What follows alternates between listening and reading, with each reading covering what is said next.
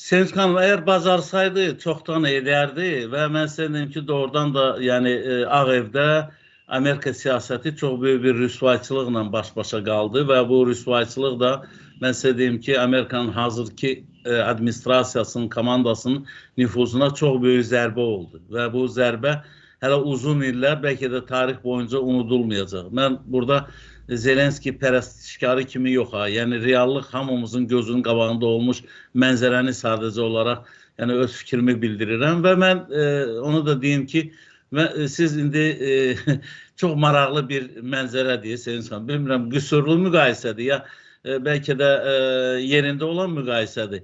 İndi düşüblər Zelenskini danışıqlar prosesində, yəni belə sındıra bilmədiklərinə görə bir belə deyək də daha yumşağı, daha belə deyək bunların sözünə oturub duranı nə bilim Yuliya Timoşenko'ydu, Pyotr Poroshenko'ydu, indi kimisə Zaluzhn'ı dediniz. Mən inanmıram. Ukrayna xalqı yəni onların hər üçünü yəni görüb.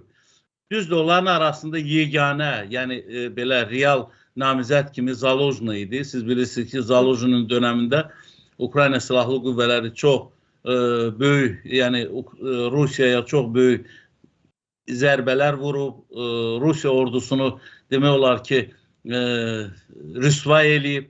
İndi çox maraqlıdır ki, həmin Putin Zaluzhn'ın adını çəkir. Mən də o fikirlərə razıyam ki, sənin orduva sarsıdıcı zərbə vuran, yaşca, başca səndən belə deyək, axı sən belə özünü dahi siyasətçi sayırsan. Normal eşidilir də yəqin, hə, Sevinç xanım? Bəli, eşidirəm.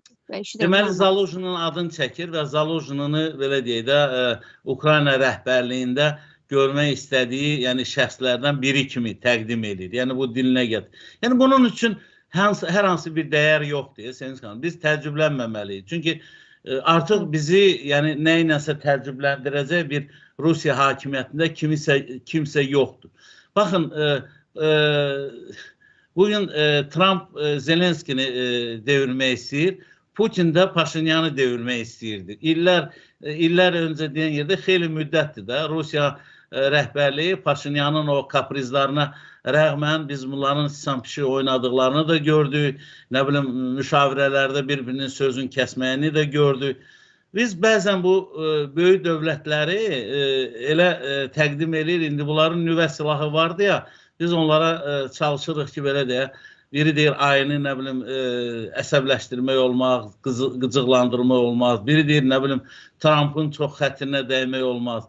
Valla heç kim onların xətrinə dəymir. Onlar özləri öz xətirlərinə dəyirlər hərəkətləri ilə, qərarları ilə, nə bilim yanaşmaları ilə. Ona nə Sevinç Telman qızı, nə mən, nə digər dostlar əgər onlar doğru düzgün siyasət aparsalar, doğru düzgün yanaşma həyata keçirsələr, valla mən də onu alqışlayaram.